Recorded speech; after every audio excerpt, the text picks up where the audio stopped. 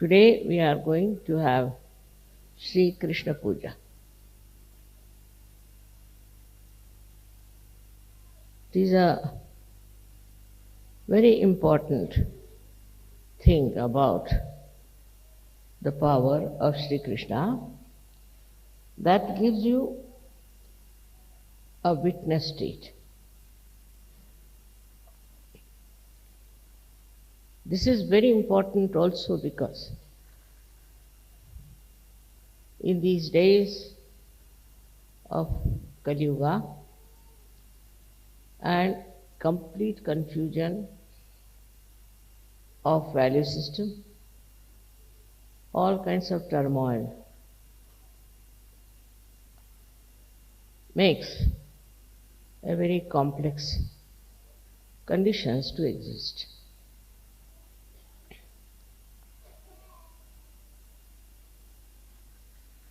The state of witnessing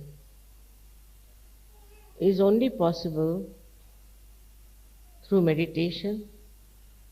You reach the state of thoughtless awareness. It's combined together. Now the witness state is such a state where you just do not react.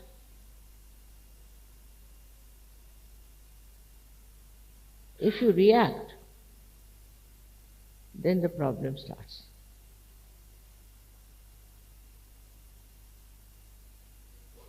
It's a very simple thing to understand that we react through our ego or through our conditioning. Otherwise, there is no way to react. Anything. Now, for example, there is a beautiful carpet here. As soon as I look at it, if I use my ego, I'll start thinking now from where did they get it? How much they paid it?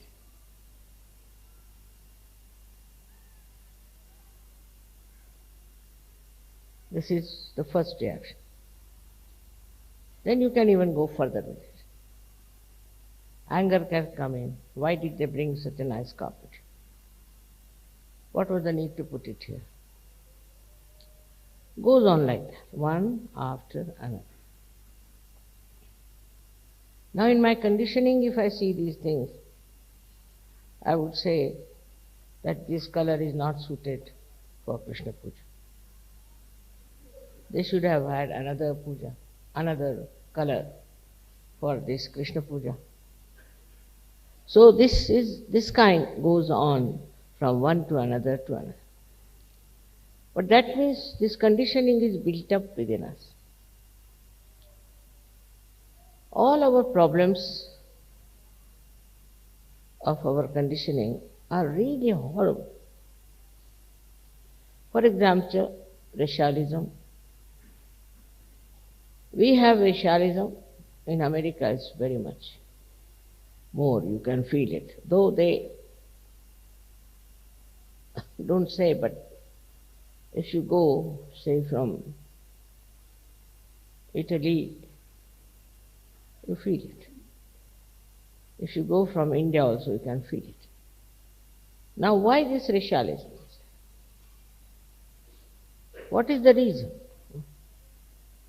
Why do we react to this kind of horrible hatred for another community or another color, which is only skin deep? Now, with rationality, you might be able to explain, oh God, these people, they are absolutely useless, or they have come to our country and are just troubling us. All these conditionings are there. But if you see, when they talk of immigrants, The Americans must know they are immigrants, all of them. America never was their country. And they threw away all the other Red Indians, took away their land, and very nicely they are the owners of America. But the reaction is those who are not white complexion, they are all to be condemned, tortured. Now, if they are by nature violent, then also this conditioning of violence comes. Then they start killing each other. They have killed ruthlessly so many people, thinking that they have a right to go into any country and kill everyone and take the land that is not their own. Actually, land doesn't belong to anybody as such. But nobody has a right to go to some land and try to occupy it and throw away the people who do not belong to that country. Yesterday was the Independence Day of India. And I have seen the flag going up, our national flag, and the British flag going down. All that has happened after so much of struggle, so much of sufferings of the people. Because they came to India, landed nicely there, and became the masters. So, this is also a kind of a conditioning that comes in a collective way, that you go into anybody's country, throw away the people from there, or sort of occupy that place and become the masters. It's like going into somebody's house that belongs to somebody and throw away the people who are inside and nicely settle there as the owners and the masters. Because they have better intelligence, perhaps the cunning more in them. With that cunning, if the white people think they can rule the black people, is not where you can develop a witness state. Can you take the baby out? Why is she crying?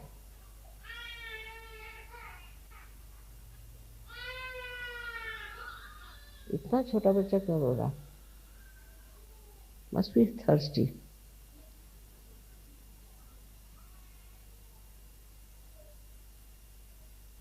All right.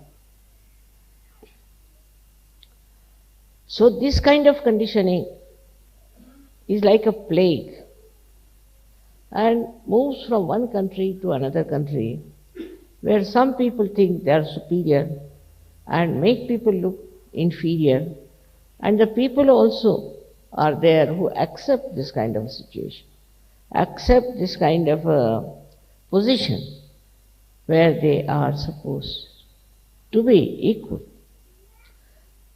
I would say take the example of America, because this has been celebrated by Americans, and because Krishna is the ruler of America. He himself was a dark person. Himself was on the black side. And in the same country where he rules, the another great thing is that they don't realize that if all the black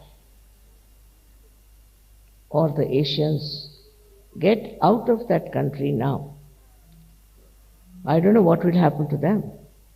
All their sports are managed by the blacks. If you want to see any American sport, 99% are black people.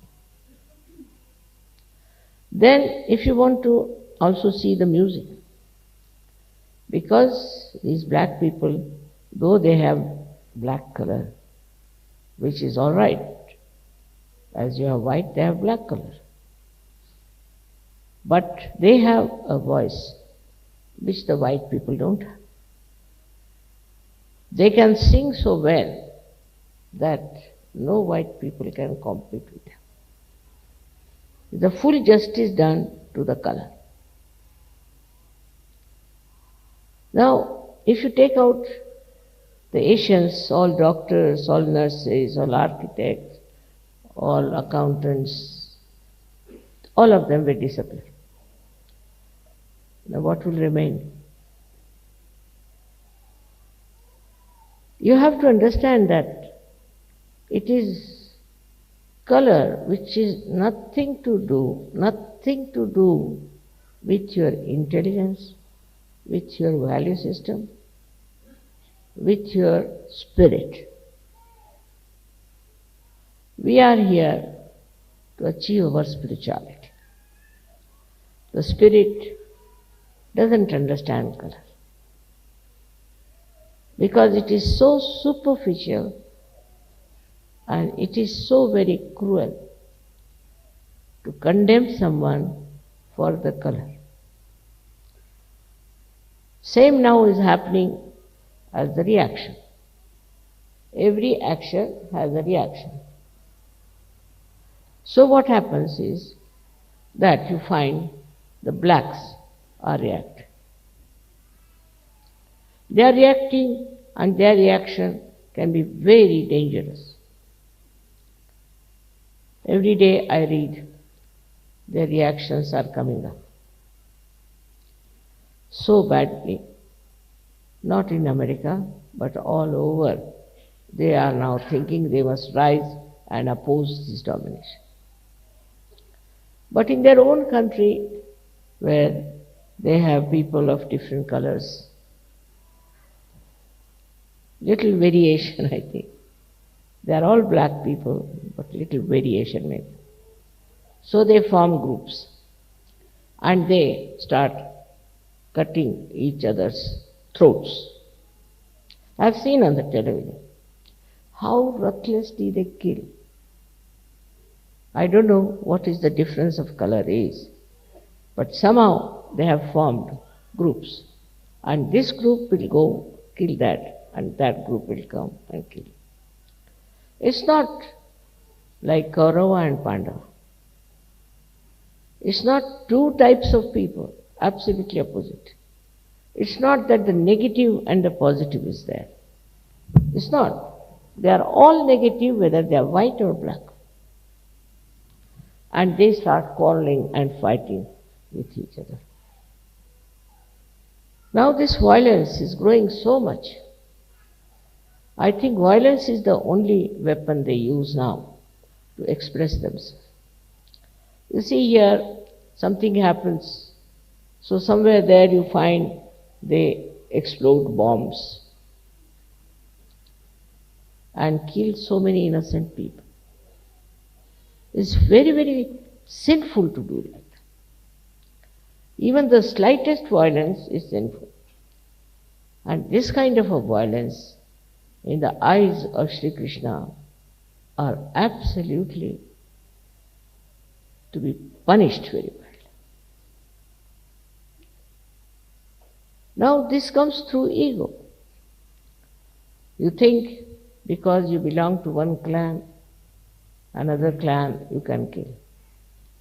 Or something like that. A funny idea into human mind comes in, and you decide that you have a right to kill another person. One may say this comes from hatred, but hatred is an outcome of ego. When the ego starts acting, it collects all these things, like hatred, also possessiveness, anger, violence. All these starts coming out of the ego, which actually blinds the person. You become blind to the fact that there is no need to have violence, no need to hate someone, no need to kill anyone, because of this ego that is there. Now one may say, Mother, how does this ego build up in a people? Of course, mostly it is due to the actions. Also it is due to the conditioning. If the child is told from the childhood that you should hate these people, they are to be hated, they are wrong people, they are bad people, they just start doing that. When they grow up, they start showing that hatred is now like a cactus, growing very big and is killing others. There is no justification for this kind of a behavior by human beings. If they are human beings, they have to have human qualities. And that is what is possible only if we learn how to just witness and not to react. For example, you see two cocks are fighting. You enjoy that. Two cocks are fighting, people are enjoying. One cock dies, they are very happy. As if the one which died had killed his parents or did something like that.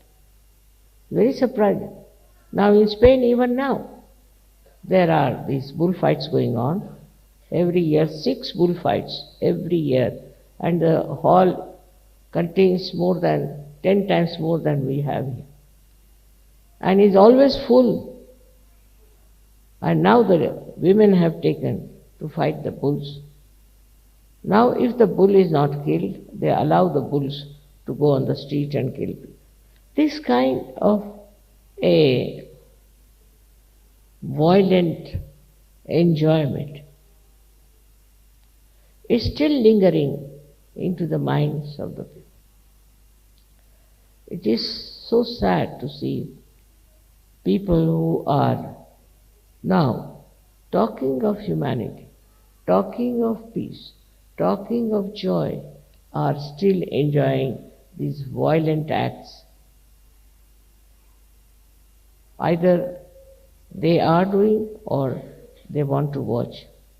So then you go to these films and things that are being created of a horrible violence and people enjoy it. Enjoy such films, and such films are again created. Now, if you really become a witness state, if you are in a witness state, then what will happen? If you watch any such things that are happening, it will subside. If you are in a witness state, and if that level, then no accident will take place in your sight.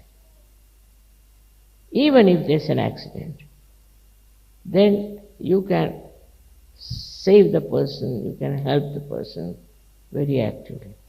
That's in a very small scale. But even in a very large scale, you can do something wonderful. I remember I was not very old at that time, but we were living in a house very close to the secretariat, where they had a strike. And they were asking for separate Maharashtra or something.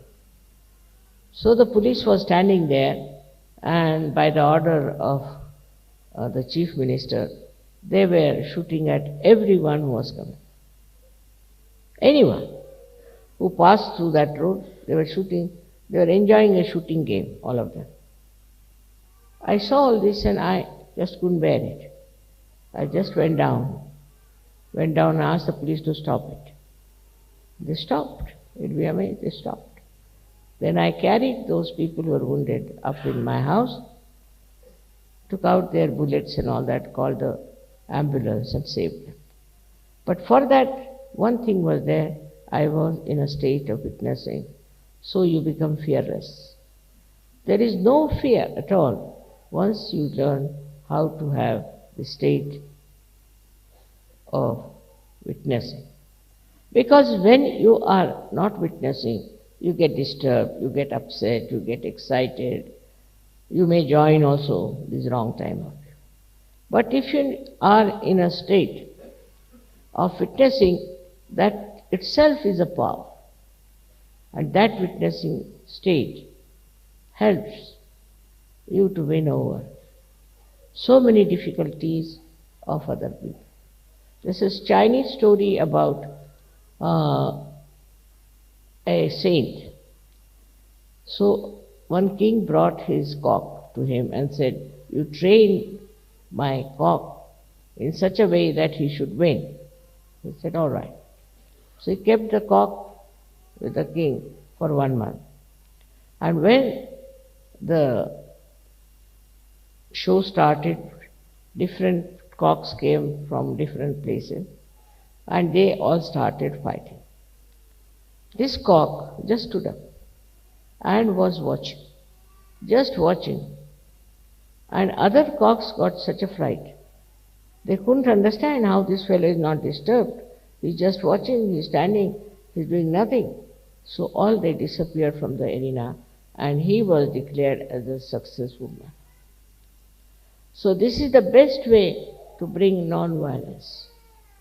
In violent places, you go and stand steadily there, facing all the things that are happening, and that witness state acts and stops that kind of a violence that is going on.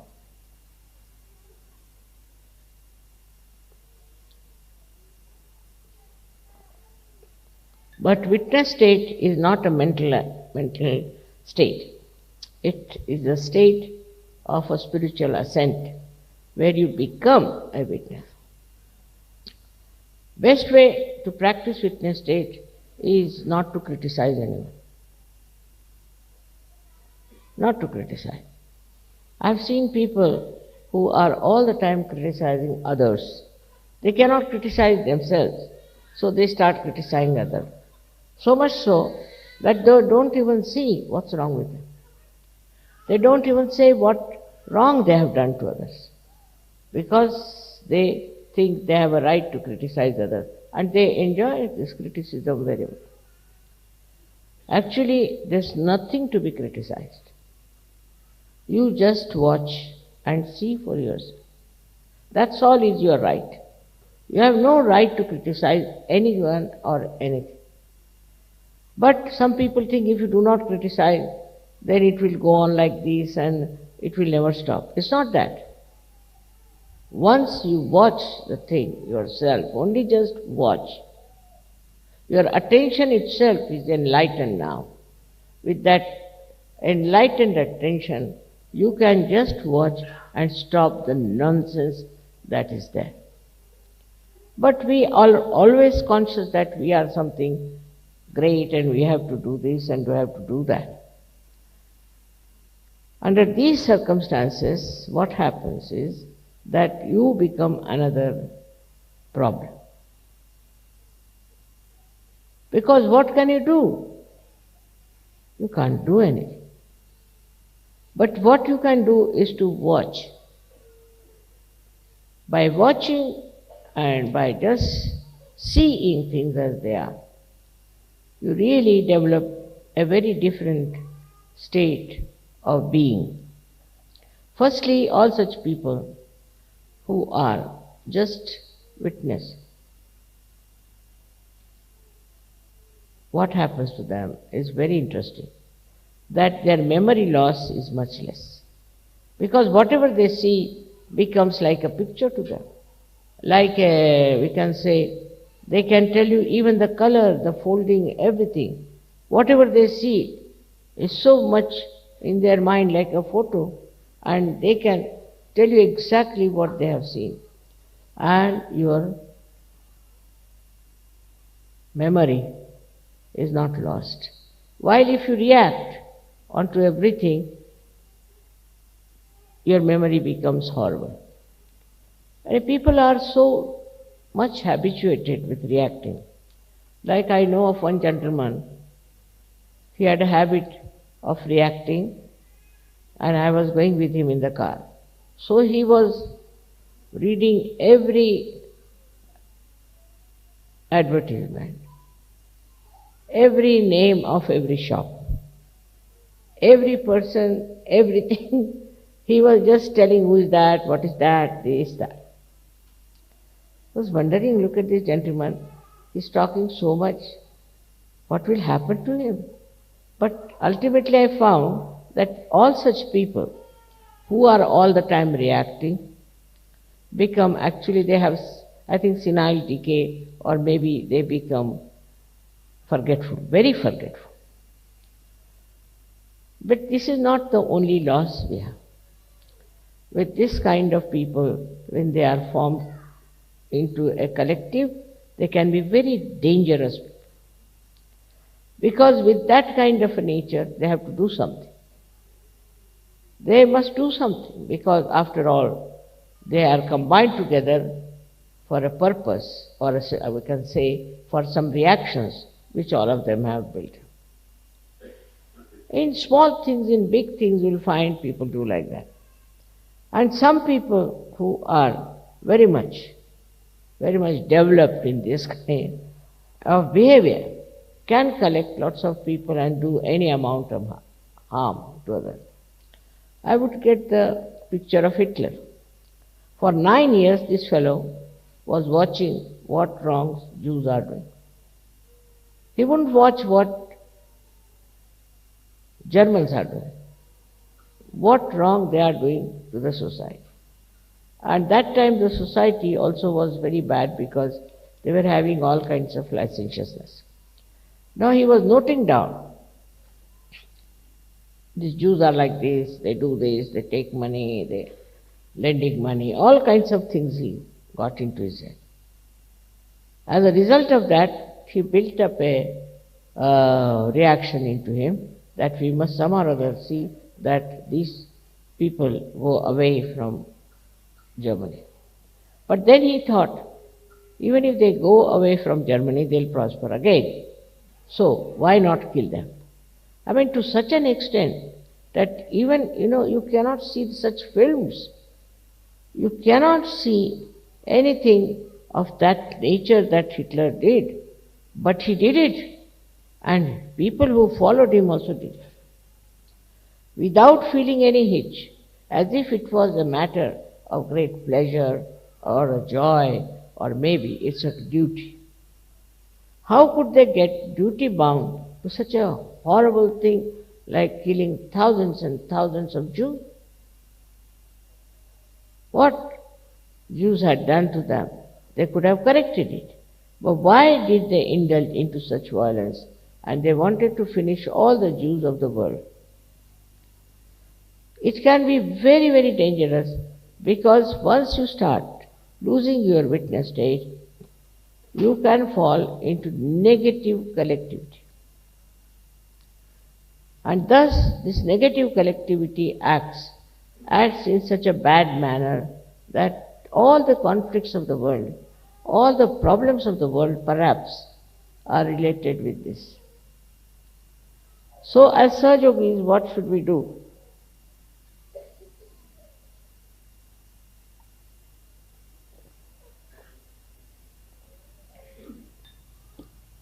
We should not react. We should not react. If you see something wrong, all right, you meditate on that. You meditate.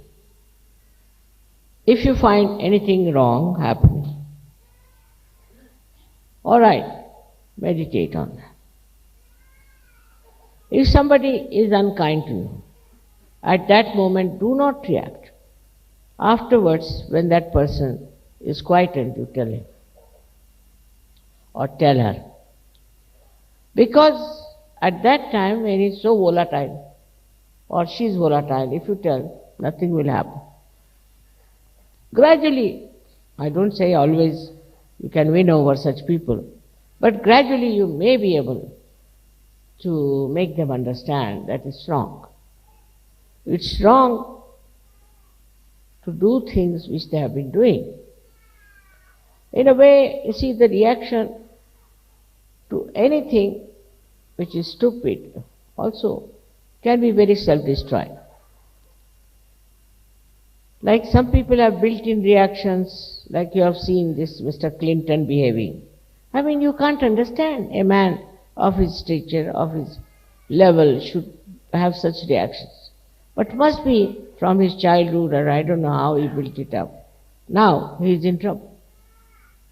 Very shameful. This also is, I think, perhaps comes from a very great indulgence into reactions. Why should you react? To a woman, I can't understand. Or to a man. And this is one of the biggest problems of today's culture, especially in all the developed countries.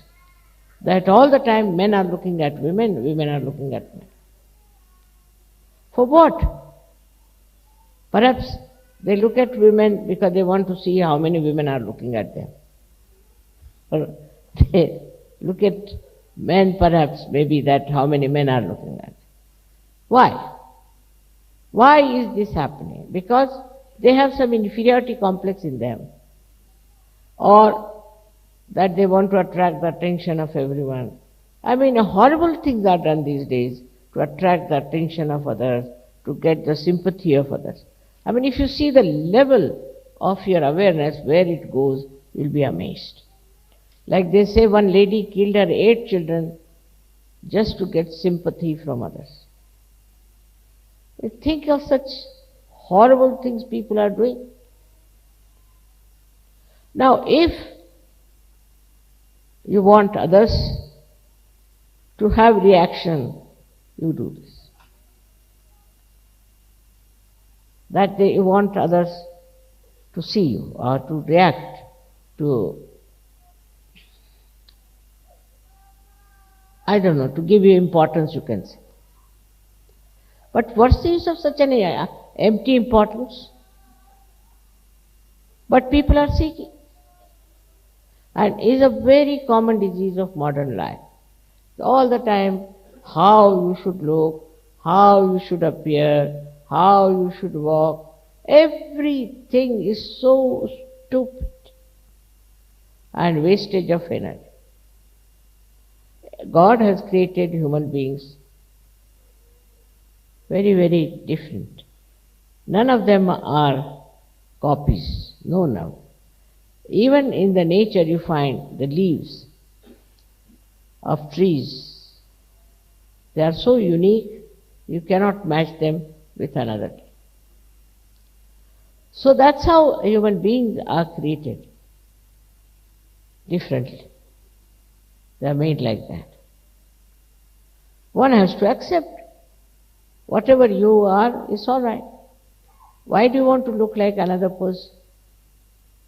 This kind of reaction is extremely stupid, I think, that we are spoiling our energy and life for something absolutely worthless. Now you being Sahajogis, your worth is great.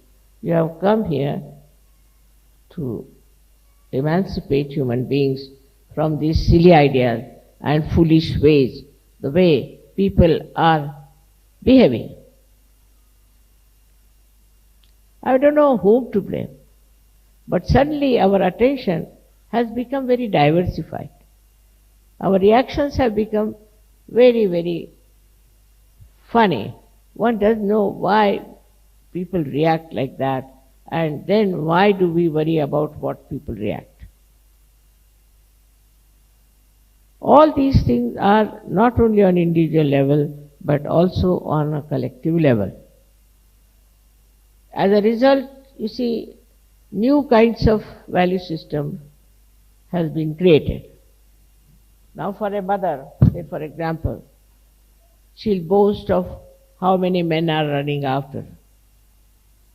Or she would think she's a great actress. I don't know what they think of themselves. And the way they talk about themselves is something surprising. If she is a mother, she has to be a good mother and she has to look like a mother. But they are so much engrossed, or they are so much standing on the basis that they have to be extremely attractive, they have to be the queens, or I don't know what a position they want to have. Same with the men. You see, if you have something within you, if there is any quality within you, is there anything that can qualify you as a great man, it will be showing. You don't have to advertise, you don't have to pamper it, nothing. It will be showing.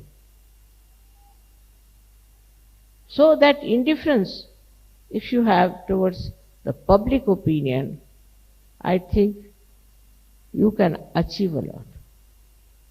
Most of the frustrations will disappear.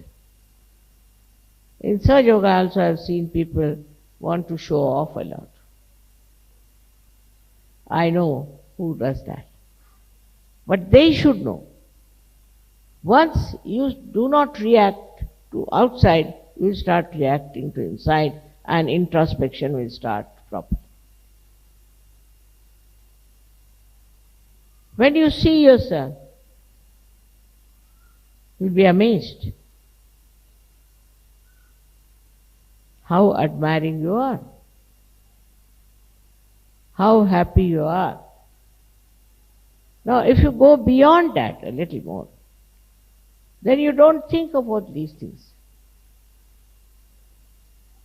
You just become thoughtless, and you just stand up as a person who is respected, whose company is wanted, who is loved, and who is cared for.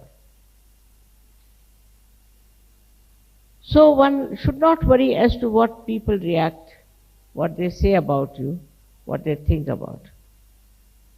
You should just introspect and see for yourself.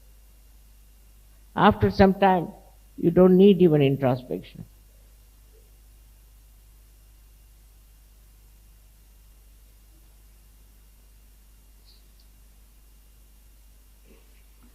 It is a kind of a state I am talking about, where Sri Krishna told Arjuna that I will not fight. So in between me and the army, my army you have to select. So Kauravas said, no, we'll take our army. Your army. You give us your army, and we'll strengthen our army. But Arjuna said, I don't want army, I want you. You don't want to fight, it's all right. Because though he will be there in a witness state only, he won't be fighting, but his power will act.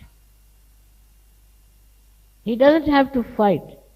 He doesn't have to do anything but his own power, which is outwardly is silent, but will act, and that is how we will win the war. So this power of witnessing, you all should develop. Try to develop it. That when you are reacting, stop reaction. Stop reaction about everything. You will be amazed. You will find yourself a very, very powerful person, in the sense you will have no ambitions, you will have no desires, you will have no special fondness or anything. But just you are witnessing the drama. It's very interesting to witness also, because then you understand the humor behind everything. You understand the stupidity behind everything. You understand also how people have been so violent, and you just laugh at it. Don't get upset, excited, nothing. Just laugh at it. After some time, you will be amazed. Your witness state will increase. And when in the collective, all of you have that witness state, you can do wonders without doing anything, without saying anything, without acting. Only your presence itself can work it out. I don't say that it will have effect on everyone. No, can't say. But most of the people,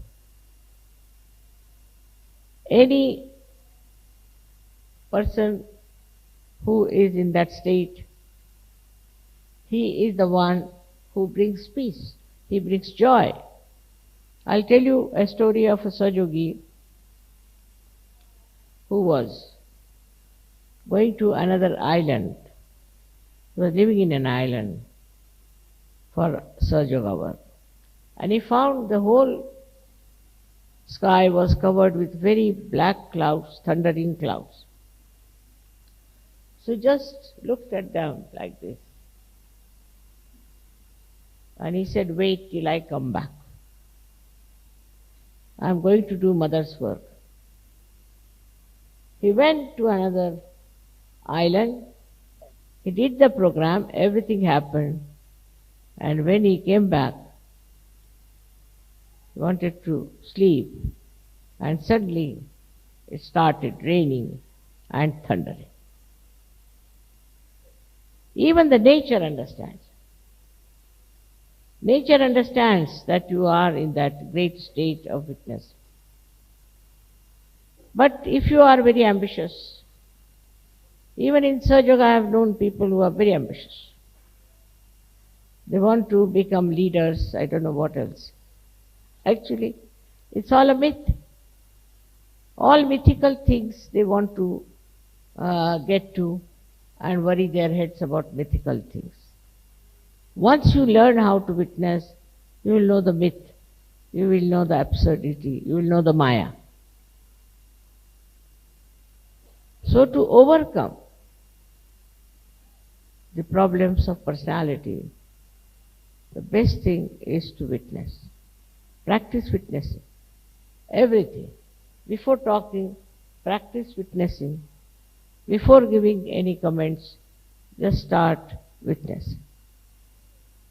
It's a very, very satisfying attitude. In Sri Krishna's life, the greatest power he was a witnessing personality. Without doing anything, without taking a sword in his hands, without talking about fighting, he is the one who has helped Pandavas to win the war. Not only, but through his Gita, he has tried to tell us what we have to do to win the war over evil. Whole Gita is the witness state he described about. If you read it, Gita now, from this angle, you'll be amazed to find that everywhere he is like a witness, describing everything, whatever he sees. And he will tell you how this witness state has helped him to understand also human beings. He is a man who was, we should say, was not such a big businessman. Because first he told you that how to become Sthitaprajna. Sthitaprajna is the one who is in the witness state. If you see all these verses on Sthitaprajna, is nothing but a person who is in witness state, how he lives, how he is happy, how he looks at things. It's interesting, very interesting. First he describes that, not like a shopkeeper who will describe first the bad thing, but he starts with the best. Then he goes down to other things and tell you that whatever are the three aspects. The first he talks about karma, and many people get stuck at that point, that whatever karmas we are doing, we'll get the punyas out of it. He is not. He didn't say that. If you know him, then you will know he never meant that. What he says, that whatever karmas you have to do, you can do it, but leave the results to the divine power. Results are from the divine power. Now maybe that some people think that they have got money because they have done good karmas, and start doing all kinds of bad karmas with that money. He didn't say that. He said, leave the results to the divine power. Because divine power knows best what is for you. And so, if you think you have done something good, you have served somewhere to the poor, you have done something really good for the women, or anything, the result of that, you leave it at the feet of the divine power. Means that you don't build up an ego for whatever you have done. So very well he has written this, but to understand him, one should have again the witness state to see what he has written about karma. Then he has written about jnana. Jnana means where you know. But that doesn't mean you go on reading books, never. Jnana means to know what you are. That means you have to be a Sahaja-yogi, by which you know so many things through vibrations. Jnana doesn't mean reading books. By reading books, you become more ignorant. So jnana means that you must know yourself. If you do not know yourself, you do not know anything. So it comes to that you must get your self-realization. You must know yourself. It's the second thing he has said. Lastly, he talks about bhakti. Bhakti is devotion. That too is another trick of Sri Krishna, the way he describes bhakti. Now you find people on the street, Hare Rama, Hare Krishna, singing. In one word he is concluded, he says you must do Ananya Bhakti. Ananya means when there is not the other. That means when you are submerged yourself into the divine. You are one with the divine. Then you should do bhakti. Otherwise, I do not accept. Says that if you give me some leaves or some fruits or some flowers, I will accept. I will accept. But for him, the real bhakti is only possible when you become one with the divine. Otherwise, it's just a show. So, the third bhakti part also comes after self-realization. Now in the bhakti, you see, there is no what the value is and how much you paid for it and how you bought it is not important. For that, and a great example is of Sri Rama when he went in the jungles. There was an old lady from the scheduled caste, means she was one of the Billini, as they call it. These people live in the jungles. So she brought some berries and offered it to Sri Ram. And she said that I have tasted all of them and they are not sour. All of them I have tasted. Now after tasting something in India, people call it's become not to be eaten. I mean, we cannot taste something, give it to somebody else. Not done according to Indian culture. But Sri Rama took it. He took it as a what?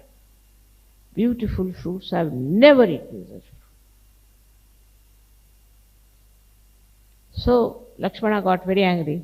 Said, you stupid woman, you have eaten these fruits and that's what you are giving to Sri Ram. Why did you do that? So Sita was watching. So she asked him, why don't you give me some of these fruits? He gave.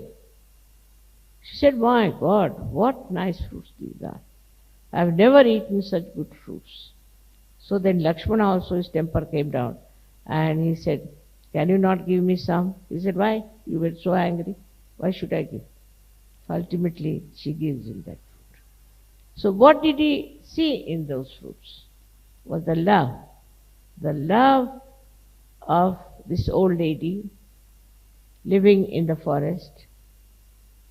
Her love, which was important.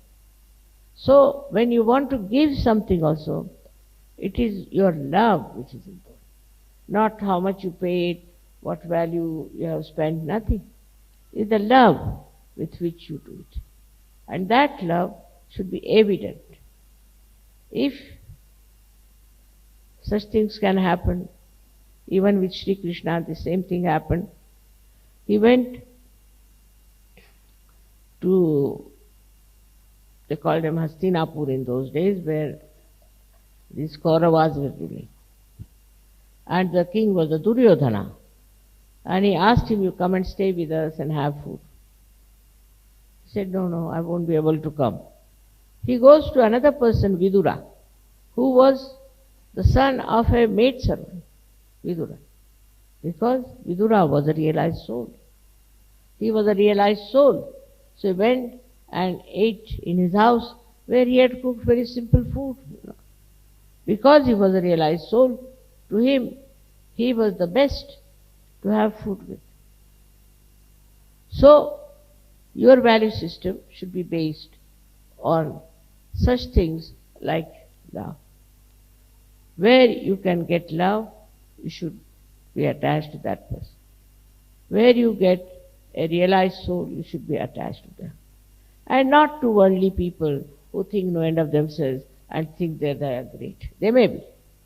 But to you, as Sir Yogis, is the love of people which should be respected, should be understood and to be felt.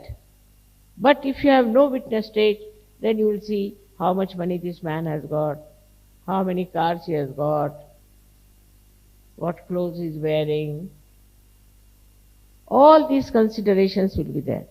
But in a witness state, you will understand that you will get vibrations from this person. You will understand that person is spiritual. And that's how you will stick to such a person. You will not go for artificial things, but a genuine personalities that are there. May God bless you all. Thank you.